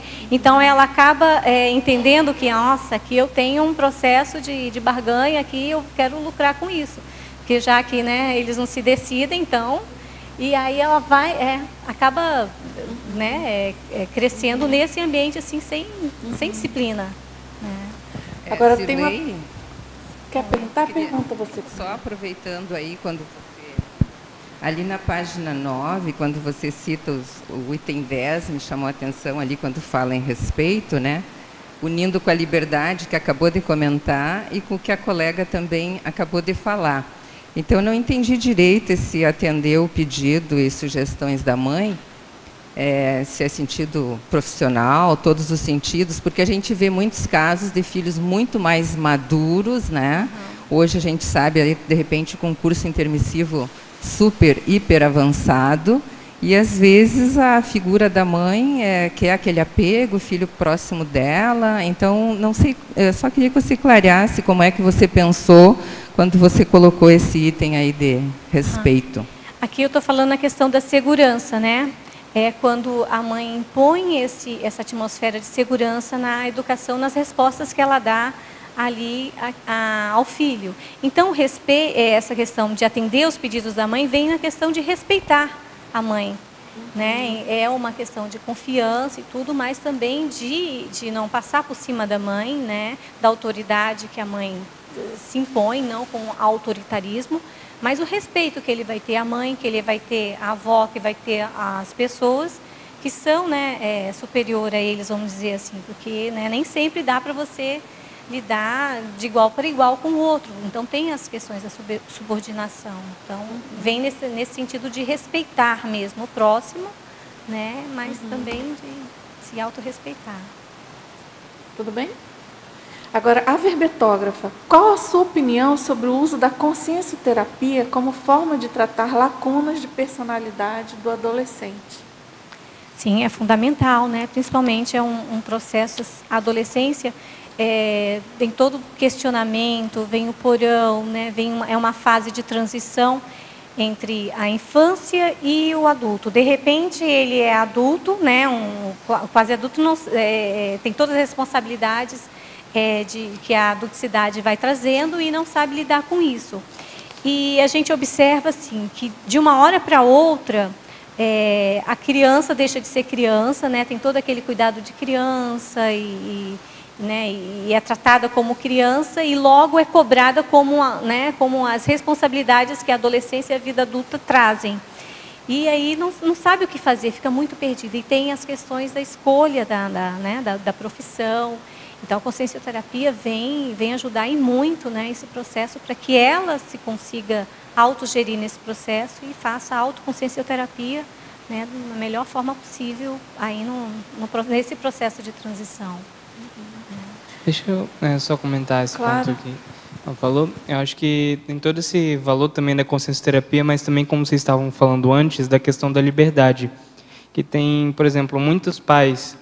que já nascem já com um filho na conscienciologia e querem impor aquele negócio para ele, porque acham que tem uma intenção boa de você, eu tenho esse conhecimento, e o filho, às vezes, eles tentam forçar a barra do filho, gera um trauma na criança, no adolescente. Então, mesmo quando você tem aquela pessoa que, mesmo a pessoa sendo intermissivista, ela tem já uma rejeição às ideias da conscienciologia justamente porque os pais tentam forçar não respeitam a liberdade da pessoa. Então, isso eu acho que é um ponto muito importante antes de você ver, de você tratar essas ideias com as pessoas, porque, de certa forma, são ideias que isolam a pessoa, o adolescente, comum do resto das pessoas. Claro. Então, você tem que tratar isso com muito cuidado. Interessante essa colocação. E tem aqui uma pergunta que não acho que tem essa... sobre o que você falou, não é exatamente essa dicotomia, né? Nem preto nem branco. Mas, enfim, tem uma pergunta que dialoga com essa questão colocada, que a teletertuliana pergunta assim: o que a senhora acha dessa responsividade materna diante do filho intermissivista e diante do filho congéu. A senhora parece ser mãe de intermissivista. Como poderia ajudar a assistir mães de congéus? Bom, eu tenho procurado, até nessa nova profissão que eu estou concluindo, né, partir exatamente para nessa linha de trabalho mesmo, porque o que a gente tem procurado atender, né, com as crianças é exatamente isso, essa organização das habilidades, né, que faltam no pai em conduzir aquele comportamento. E a gente vê que são comportamentos bem complicados mesmo, de agressividade, sabe? E às vezes até assim, já de coisas assim bem pesadas que a criança traz. Tem algumas crianças que a gente não consegue perceber nenhuma energia nela, sabe? E aí está ali dentro daquela família que quer acertar com aquela criança, mas não sabe por onde. Então, eu tenho procurado trabalhar, sabe, a partir da minha experiência, né, e de algumas ideias. Claro que a gente não pode, né, impor nenhum tipo de ideia, mas reforçar esse tipo de habilidade para ver a melhor forma possível, né, se consiga reeducar aquela consciência, né, porque ela, afinal, não está ali também por um acaso, né, tem toda uma ligação grupocármica com aquele grupo, né, então... Dulce, eu gostaria de complementar, nesse caso, essa situação, os pais que têm acesso à conscienciologia com filhos, com os réus, o que é muito mais comum, não é a exceção, né? A exceção é o contrário, eles procurarem a consciencioterapia. É o pai e a mãe que precisam de consciencioterapia. Então, nesse aspecto, eles vão se melhorar para conseguirem dar o exemplo melhor, que somente pelo exemplo se reeduca com os réus. Então, para que o exemplo melhore e a pessoa tenha autoridade moral conquistada perante essa consciência, que é o mesmo trabalho que nós vamos fazer na pré-intermissiologia. Quando dessomarmos, nós vamos justamente trabalhar com este padrão. Então, os pais que estão hoje recebendo filhos com os réus, ou da baratrosfera, ou que seja, eles estão na frente nesse sentido, se eles tiverem condição de entender essas ideias, porque eles já vão treinar em casa o trabalho que vai ser o nosso cotidiano no processo extrafísico. Então, quem está tendo uma família barra pesada, quem está educando gente difícil, mesmo às vezes irmãos, os próprios pais, tem filhos que vieram para acabar de criar os pais, e vice-versa. Então, tem as duas condições. A gente pensar nisso como uma excelente oportunidade de interlocução, que vai ser através do autoexemplo e da interlocução que nós vamos conseguir fazer a domesticação mútua e ter autoridade moral depois extrafísica, quando deixarmos essa vida, para podermos enfrentar as outras milhares de cons-réus que nos esperam, que ainda nem renasceram às vezes. Então, a gente pode ter um grande aproveitamento, dando esse exemplo. Consciencioterapia, com Sincobaia, fazer o seu CPC, o seu Código Pessoal de Cosmoética, e mostrar ao filho no dia a dia que isso para você é uma prioridade. Ninguém resiste a um bom exemplo. Isso aí pode ser acachapante e pode ser a maior reeducação que aquela consciência pode receber. Oi. Aqui em cima, no ar. Espera aí, só um minutinho. Então, eu não sei se você já refletiu, já observou, a respeito de casos de... Não? Tá. Então, a respeito de casos... Agora já está, né? Então, a respeito de casos onde a gente observa os filhos com maturidade consciencial e as mães mais imaturas. E aí elas acabam gerando um certo apego ao filho e influenciando de forma que o filho não consiga ter autonomia para se encaminhar na vida, inclusive para encaminhar em termos de proexis, porque o filho tem a maturidade consciencial, mas não desenvolveu aquela estrutura emocional. Então, não sei se você tem algo a dizer a respeito. Eu conheço algumas pessoas assim, porque acaba sugando e exigindo demais do filho, né, aquilo que ela poderia estar poupando ele. Né?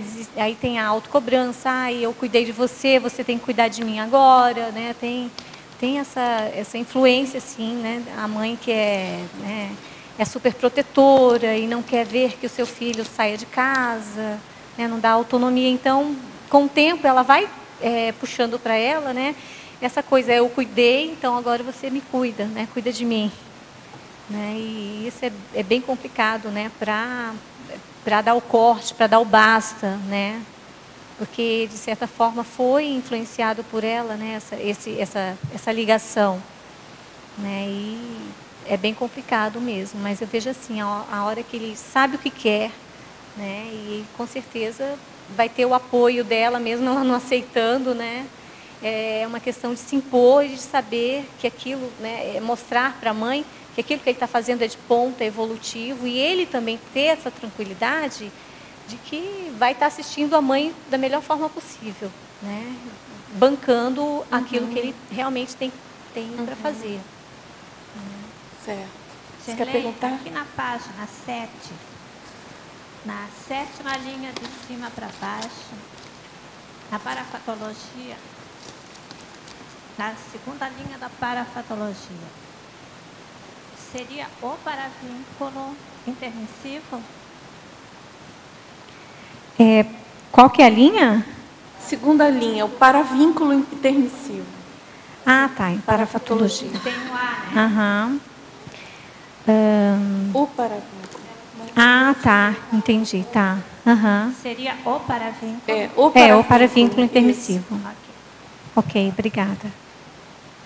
Cirlei, vamos lá. Na filiologia, página 7, como a conscienciologia vê a maternofilia? E você pode falar sobre a maternofobia? Maternofilia. Bom, alguém tem uma ideia como a conscienciologia vê a maternofilia? Não sei, assim, em geral, né? Assim, ninguém aqui está fazendo ódio à maternagem, à maternidade, né? Assim, em geral, né? Colocado pelo professor Valdo, já escrito, é que a condição do intermissivista, em geral, o intermissivista tem uma proexis, em geral, prevendo outro tipo de GESCOM que não, outro tipo de maternidade, de gestação que não a humana, tá certo? É a maternagem que é a gestação racional, consciencial, né? que a gente chama de GESCOM, né? Não é filia nem fobia, é o posicionamento em geral da conscienciologia, porque a gente entende que a pessoa que já foi levada, né, encaminhada para um curso intermissivo, ela estaria numa situação já de ter superado aí a condição mais comum de necessitar desse tipo de convivialidade enquanto mãe, enfim. Agora, gente, isso não é uma regra, né? Não. Claro que tem casos e casos, né? O próprio professor Valdo, ele já na adultidade, ele casou, teve um filho para fazer uma assistência, né? O que eu acho que é o mais sério da conscienciologia é essa condição da interassistencialidade em primeiro lugar. Qual é a melhor maneira e a condição mais madura de você assistir mais pessoas na melhor condição possível, que não necessariamente a maternidade. Então, assim, em tese, né, essa questão da filia ou da fobia, ninguém tem fobia à maternidade, mas também ninguém tem um apego à maternidade, tá certo, professora Cirlei? Agora, é lógico, a pessoa, no caso de vocês, né, eu não tenho, assim, acho que ninguém teria essa competência para ver o que seria melhor, cada um que tem que ver. Mas, por exemplo, já estava estabelecida a situação, né, a família constituída e tal. Onde que entra o papel da conscienciologia nessa condição, né? De estruturar e de fazer ajudar nessa harmonização melhor possível de felicidade familiar, vamos dizer assim, de evolução. E aí tem uma preocupação que nessa condição a pessoa fala, caramba, não vai ter mais mãe para né, para ter filhos, para parir, né? Quem vai gerar os intermissivistas, afinal, né? Se for nessa linha, nessa pessoa, né? Mas vendo a tertúlia da professora Lani, né, que é maternagem Lani racional, Galdino, isso, foi comentado sobre isso, e é uma questão de matemática e lógica, porque quanto mais a consciência evoluir, né, estar preocupada com né, questões muito maiores que gerar filhos, né, mas ela vai ter uma mãe que queira, né, estar nessa condição de trazê-la no processo evolutivo. Exatamente, claro. Né? Tem uma Exatamente. questão. Ser mãe de um serenão, né? Tem uma questão aí, tem uma questão importante, né? Você até começou a abordar sobre a questão do seguinte: a pessoa quer ser mãe, qual é a finalidade que ela quer ser mãe? Então, se dentro da conscienciologia, se a gente quiser fazer uma assistência, a gente torce para que o nosso filho que vai nascer seja uma consréu, do jeito que ela estava falando. Quanto tempo essa consréu vai consumir de você para você poder assisti-la naquilo que é adequado? Então, a pessoa precisa estar nisso aí. Dentro da própria conscienciologia, a gente vê ali muitas pessoas querendo ter filho. Agora, você está preparado para ter um desafio assistencial desse nível?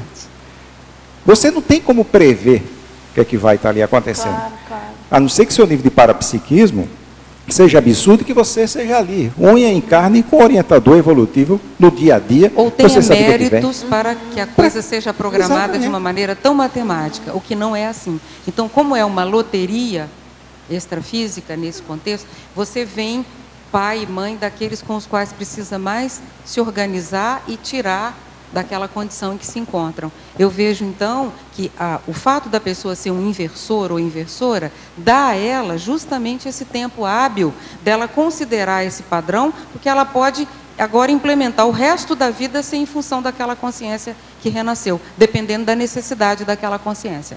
Vamos supor que a pessoa venha numa condição de limitação física ou até mental. Acabou. Então, veja bem, é um risco que a consciência não pode correr.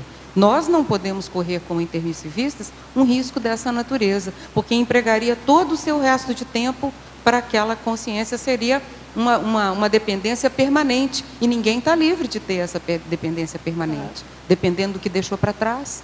Então, eu vejo o risco é altíssimo. O fato de ser inversor e poder escolher te dá justamente essa margem de segurança para não entrar numa fria, literalmente, porque é uma fria, e pode ser uma fria para o resto da vida. Você querer ter um filho para preencher um vazio afetivo que você tem, você não está pensando naquela pessoa que você vai assistir. Você está pensando na tua carência. E quantos estão preparados, de fato, para ser pais? Isso é que é mais complexo. Tem um outro viés, Ana, nisso aí também, que é o seguinte: você falou, quem está preparado para fazer assistência para uma consréu? O inverso também pode ser uma coisa muito... você tem que pensar, você ter uma consciência mais antiga, um maior desenvolvimento, dentro também, de casa, como teu filho, pode ser um problemão para você. Então, isso eu penso nesse sentido. Quer dizer, você vai ter que fazer alguma coisa com aquilo ali. E às vezes ter uma consréu, não, ela é consréu, mas e ter alguém mais, né, do que você? Os dois são problema, né? O professor Val estava falando hoje sobre ele ser problema para a gente. Né? Então, você pode ter um filho que seja problema para você, não para ele. Né? Então, isso é uma coisa mais séria. Eu seja o problema, de repente. Exatamente. A maior parte da gente não tem organização suficiente para dar conta da própria vida. Se enrola com a própria agenda. Acrescentar mais um é uma responsabilidade tanto. Agora, inclusive, tem uma pergunta aqui, prosseguindo, né? Ela pergunta: professora Cirlei, na sua opinião, a maternidade pode ser uma parte importante da proexis de alguém? O que você acha? Sim, dentro dessa, né, todo esse debate aí, com certeza, né? Eu penso que foi, assim, a maternidade já estava inserida na minha proex, né? E o quanto que eu auferi, né, relacionada à maternidade. Hoje eu vejo assim que todas as questões do próprio voluntariado, né, e também da faculdade, muitos detalhes que de organização doméstica vem influenciando, né, no meu trabalho. Eu trabalho com a equipe executiva do ECP1, então nós temos uma média de 20 equipes, né, no Brasil todo que a gente tem esse contato. E o tanto que toda essa dinâmica de logística, de organização, né, eu pude trazer do meu processo de maternidade mesmo, sabe, da organização doméstica, sabe, de todos os detalhes assim que uma casa, um lar, né, necessitam da gente. E hoje eu vejo que esse processo ele está tendo um upgrade, né, todo o processo da maternidade, né, para uma maternidade muito mais racional, mais de gestações conscienciais, né, e pode ser que então, numa próxima existência, eu saia dessa pós-graduação para um doutorado, né, como o professor Valdo falou hoje. Né? Então, de repente... e ela continua aqui, ela faz uma pergunta também, seguindo, né? Qual o nível evolutivo de uma mãe que se dedica inteiramente aos filhos, à casa, à família, aos estudos infinitos, mas por força da sua condição não se dedica a nenhuma profissão? Eu não sei dizer assim um nível evolutivo da pessoa, né? Eu sei assim que ela está fazendo muita assistência, ela está saindo muito, né, do ego dela. E nível evolutivo ela, não tem nada que ver com profissão, né? Não tem nada a ver com profissão nenhuma, né? Óbvio. Pode ser, a consciencialidade da pessoa, né? Tá. A gente não pode oferir isso, perguntar para ela. Professora, quando me tornei mãe, minha prioridade era ser a melhor mãe possível. Atividades culturais, criativas em lugar de televisões e jogos eletrônicos. Uma mãe franco-brasileira com as coisas boas que podemos tirar dos dois. Está vendo? Ela está no caminho do meio, hein? Hoje recebo um retorno imenso do equilíbrio e serenidade dos nossos 2 filhos. Depois que conheci a Conscienciologia, a questão de não ter me dedicado a uma profissão virou um enorme autoassédio. Como você se sentia na mesma situação? Pode comentar? Sim, mesmo eu me dedicando, né, período integral aos meninos, né, eu sempre tinha um período que eu não estava com eles. Então, as minhas tarefas eu não deixei de fazer naquele período. Então, a época que nós moramos fora, saímos de Rondônia, fomos para São Paulo, eu sempre tinha algumas atividades minhas, né? Ou seja, de exercício físico ou uma pós-graduação que eu estava fazendo lá. Eu nunca deixei de fazer outros cursos, né, naquele período em que as crianças estavam, né, na escola. Então, assim, a gente vai se organizando com isso, né? A gente vai não deixando totalmente. Então, quando vem essa sensação, caramba, não fiz nada, pera lá, a gente né, tem tempo, tem sempre a época, tem que se organizar com isso. Não, daqui a um tempo, eu sei que o Antônio Augusto está saindo de casa, já vai, né, vai ter a vida dele. E então, cada vez mais a gente vai ter esse tempo maior, né, que era dedicado a eles, para a gente. E aí, o que eu vou fazer com isso? Então, tem que começar a se preparar assim, né? Então, no meu caso, estou acabando o curso de psicologia. Eu já vou ter um super compromisso aí ano que vem, né, de trabalho. Isso tudo, né, vai muito do planejamento da organização da pessoa, né? Como é que ela quer, aonde ela quer chegar, mesmo sendo mãe, tendo todo o trabalho, o tempo dedicado a isso, né? Certo. Agora, professora Cirlei, tenho 2 filhos, um de 12 e outro de 17 anos, e estou tendo muita dificuldade em lidar com eles nessa fase da vida deles. O mais velho é muito retraído, não expõe seus sentimentos, se relaciona pouco com amigos. Vive mais na internet, vídeo e videogame. Só ele? Puxa, todos, né? Já o mais novo é o oposto. Explosivo, impaciente, muito desorganizado. Poderia dar alguma orientação de como ajudá-los a melhorarem e superarem os seus gargalos? Tem que verificar bem o porquê que ele passa tanto tempo assim na internet, né? E às vezes esse processo porque eu vejo assim, tem alguns relacionamentos, né? Os novos relacionamentos estão sendo feitos pela internet. Isso vai reforçando a timidez, né? Ali daquele adolescente. Então, observar se isso está de uma forma que já está trazendo algum prejuízo para ele, ou no comportamento, né? ou aumentando a ansiedade dele, em algumas questões aí pessoais, ainda mais nessa época que é de vestibular, é de grandes decisões da vida. Então, se a mãe não está conseguindo ter essa organização do tempo dele, observar o que ele está perdendo tempo ali no computador, o que ele realmente tanto faz ali no computador, ela tem que procurar alguma ajuda, porque às vezes é de fora que vai conseguir influenciar no comportamento, E o outro menino, ele é o oposto, Já é mais desorganizado e tudo, Ela coloca que ele é mais explosivo, impaciente, muito desorganizado. Bom, tem que ver assim o que ela pode fazer, porque 12 anos ainda está naquela fase, ainda é pré-adolescente. Ver que tipo de habilidade ele tem, até para incentivar, para motivar. Ou é línguas, é um judô, é uma natação, é uma atividade cultural.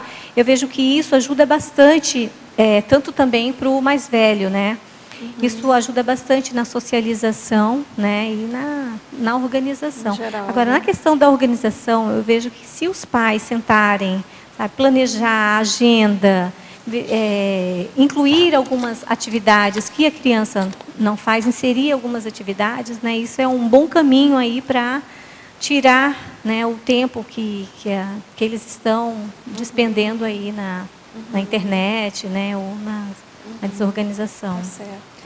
Quer falar? Eu gostaria de saber, até assim dos dois, como é que vocês percebem, pai e mãe, a complementariedade dos papéis na responsabilidade, responsividade em relação aos filhos, inclusive considerando as novas configurações familiares que tem hoje em dia, muitas mães que vivem sozinhas, pais separados, novos casamentos, enfim, isso, entre homossexuais, enfim, as novas configurações familiares e a questão de como vocês percebem o papel de pai e mãe dentro da questão da educação dos filhos. Isso vem muito da sinergia, do casal. Então, o casal que está ali, tem que estar mais atento entre eles, de conduzir o processo ali da criação dos filhos. E isso vai muito de o quanto que um respeita o outro no sentido de não desautorizar, de falar a mesma língua, tem algum assunto para debater, discutir, que faça de uma forma assim mais reservada possível, E também de envolver os filhos nas decisões maiores, Tá sempre assim explanando de uma forma assim mais clara possível o que está se passando, nas decisões, nas coisas maiores que vai envolver e influenciar em todo, a família, no grupo. Certo. Dá tempo para um comentário ainda ou já está terminando? Dá tempo para mais um comentário? Pergunta, mas dá tempo. Eu só gostaria de fazer um comentário, que é aquela história, cada caso é um caso, O meu exemplo, 5 filhas, comecei faculdade e terminei com elas, Filho novo, desde início e final. Então, é uma experiência totalmente o oposto, Legal seria que a gente pudesse, obviamente, deixar da profissão e atender os filhos, como foi o caso citado, No meu caso, não tinha como fazer isso, eu tinha que fazer tudo junto. Então, a questão de que, eu acho que cada caso é um caso, é buscar ajuda, dar mais independência desde cedo para as meninas. E a ficha evolutiva hoje, que a mais velha tem 39 anos e a mais nova tem 28, e a do meio está na outra dimensão, a gente pôde ver que, consciências bem determinadas, provavelmente também um curso intermissivo, não foi exatamente o caso de Consréu, também como a gente levanta hoje, uma delas agora está na fila da adoção, então a gente já conversou muito chamando essa atenção, de que consciência pode estar vindo ali. Então, assim, não adianta, não tem regra pronta, tem o ideal e tem o possível, Então, no meu caso, foi tratado assim completamente o contrário, Mas a gente, todo mundo unido, todo mundo buscando uma solução dentro da família e sem deixar de trabalhar nem um minuto, né, para criar os filhos. Só para fazer uma colocação. Certo. Agora, a professora Cirlei tem uma última pergunta. Ela pede se você pode que você esclareça melhor sobre a sindromologia na página 8. É a responsividade materna aplicada na superação da tríade síndrome do infantilismo, síndrome do ninho vazio, síndrome da ectopia afetiva. Deixa eu só pegar aqui o link assim.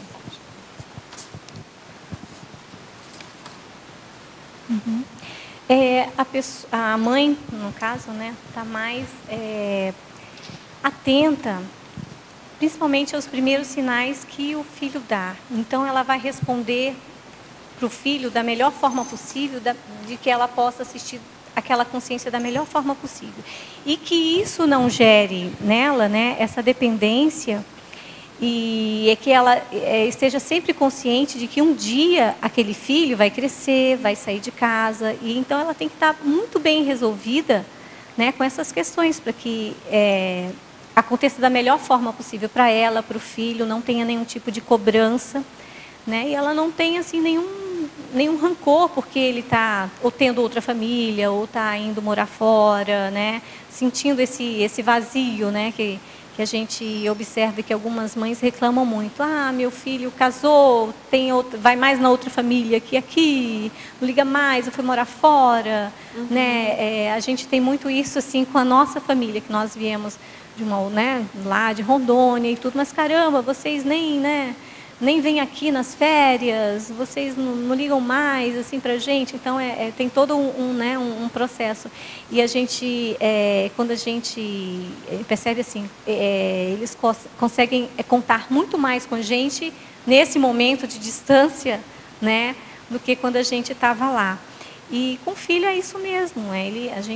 Hoje a gente não está com os pais, né, a gente cria a consciência da melhor forma possível para que ela possa, né, evoluir aí, né, que o processo de evolução é pessoal, intransferível, contribuir da melhor forma possível para isso. Muito bem. Tá certo, pessoal, agradeço a presença de todos, dos teletertulianos, da professora Cirlei, aguardamos aí os próximos 100 verbetes, não é isso? Então, muito obrigada, eu passo agora a palavra aos comerciais. Obrigada.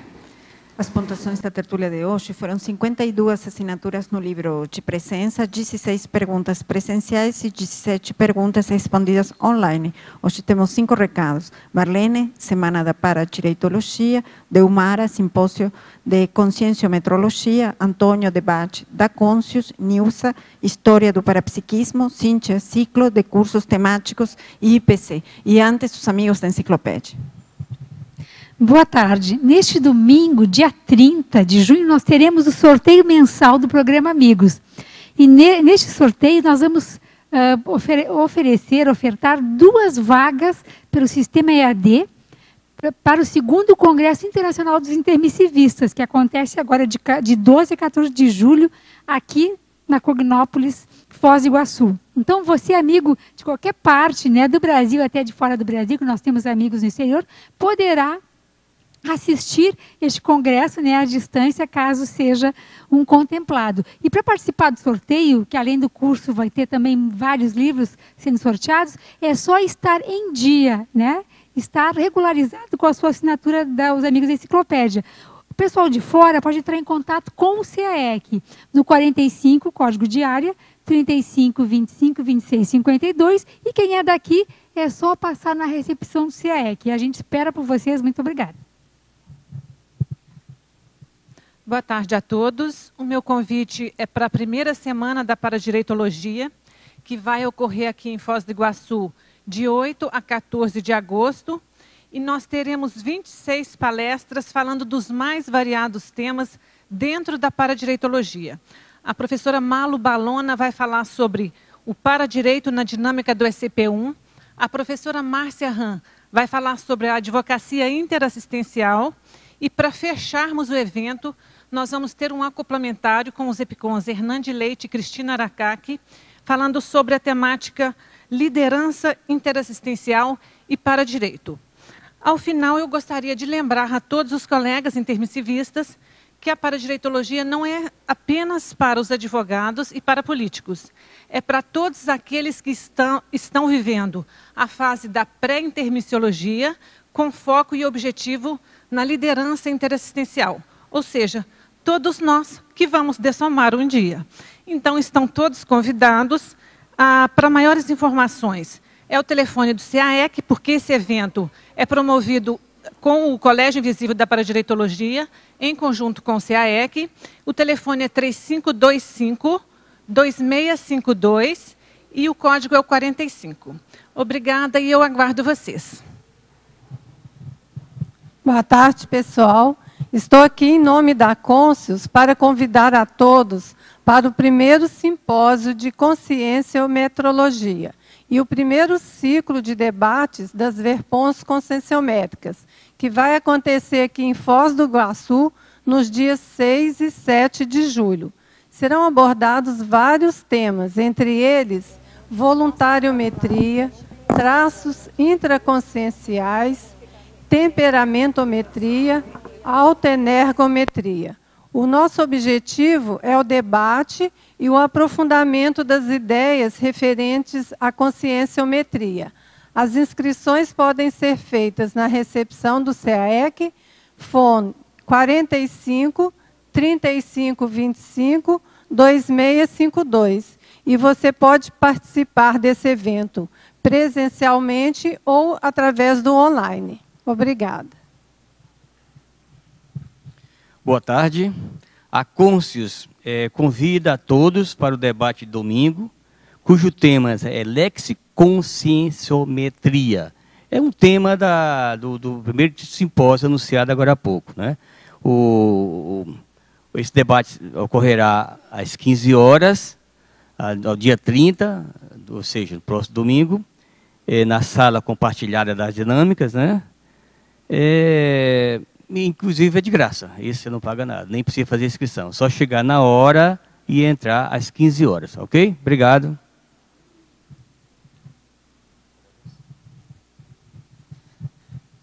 Boa tarde a todos. Eu estou aqui para convidá-los para o curso História do Parapsiquismo, que acontecerá no auditório do CAEC, dias 23, 24 e 25 de julho, em parceria com a CIP. Este curso será ministrado pelos professores João Ricardo Schneider e Jarbas Paranhos, e terá uma parte prática e uma parte teórica. Na parte teórica, serão conduzidos debates com relação aos principais povos sensitivos que contribuíram para o desenvolvimento da ciência parapsiquismo. Parapsiquismo é uma das tridotações que nós precisamos melhorar, não é isso? Na parte prática, será tratada as atividades antigas que os sensitivos do passado aplicaram, mas com uma abordagem mais atual, mais moderna. Alguns tópicos do curso serão apresentação do curso e introdução à história do parapsiquismo, parapsiquismo na antiguidade, parapsiquismo no período medieval, parapsiquismo no período moderno e contemporâneo, debate sobre as vivências do curso. As informações e inscrições pelo telefone 045 35 25 26 52 ou pelo e-mail caec@caec.org. Repetindo, 045 35 25 26 52. Obrigada. Aproveitei para falar bastante. Boa tarde a todos. Foz do Iguaçu convida os tertulianos e os teletertulianos de Foz do Iguaçu e região a participarem do ciclo de cursos temáticos. É um ciclo de cursos porque você adquire o pacote e pode participar de 6 cursos de 5 horas cada um.